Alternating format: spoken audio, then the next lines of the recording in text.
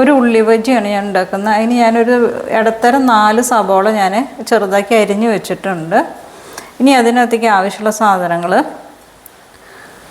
കടലമാവ് വേണം, അരിപ്പൊടി വേണം, പിന്നെ വേണ്ടത് കറിവേപ്പില അരിഞ്ഞത്, പച്ചമുളക് അരിഞ്ഞത്, കുറച്ച് ജീരകം വറുത്ത് പൊടിച്ചത്, ഉപ്പ്, ഒരു നുള്ള് സോഡാപ്പൊടി, പിന്നെ ഒരു 4 വെളുത്തുള്ളി ചതച്ചത്. നമുക്ക് ഈ സബോളയിലേക്ക് കറിവേപ്പില ഇട്ട് കൊടുക്കാം, പച്ചമുളക് ഇട്ട് കൊടുക്കാം, വെളുത്തുള്ളി ചതച്ചത്, ജീരകം പൊടിച്ചത്, പിന്നെ പാകത്തിന് ഉപ്പ്. ഇതൊന്ന് ഇളക്കി കൊടുക്കാം, കൈ കൊണ്ടൊന്ന് യോജിപ്പിക്കാം.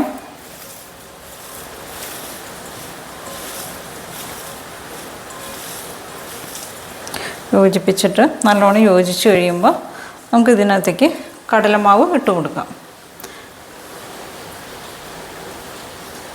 കുറേശ്ശെ ഇട്ട് കൊടുക്കാം, നമ്മുടെ ആവശ്യത്തിന് മതി. ഒരുപാട് കടലമാവ് വേണ്ട, അപ്പോൾ മാവ് മാത്രമാവും. നമ്മൾ നോക്കിയിട്ട് കുറേശ്ശെ ഇട്ട് കൊടുക്കാം.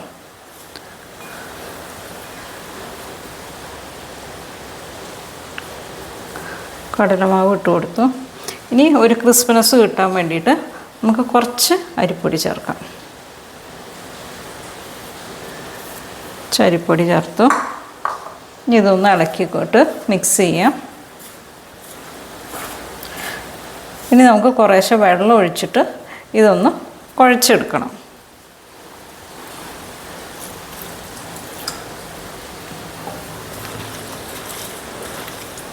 ഞാനിത് മിക്സ് ചെയ്തിട്ടുണ്ട്. ഇനി നമുക്ക് ഇതിനകത്തേക്ക് ഒരു നുള്ള് സോഡാപ്പൊടി ചേർത്ത് കൊടുക്കാം. കുറച്ച് മതി, ഒന്ന് പൊങ്ങി വരാൻ വേണ്ടിയിട്ടുള്ളത്. ഇനി ഒന്നും കൂടി മിക്സ് ചെയ്ത് കൊടുക്കാം. നമ്മുടെ ഇപ്പോൾ എണ്ണ നല്ലോണം ചൂടായിട്ടുണ്ട്. ഇനി നമുക്കിത് കുറേശ്ശെ ഇട്ടിട്ട് പൊരിച്ചെടുക്കാം.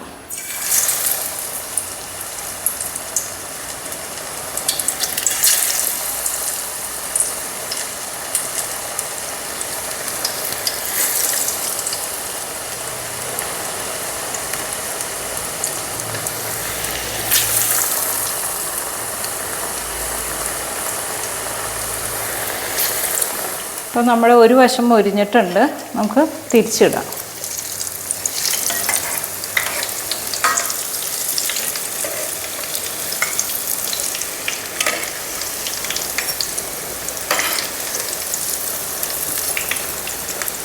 ഇനി അടുത്ത വശം കൂടി മൊരിഞ്ഞ് നമുക്ക് എടുക്കാം. അപ്പോൾ നമ്മുടെ ഉള്ളിവട റെഡി ആയിട്ടുണ്ട്. ഇത് ഒരു വ്യത്യസ്തമായ ഒരു ഉള്ളിവടയാണ്, നിങ്ങൾ ഉണ്ടാക്കി നോക്കുക.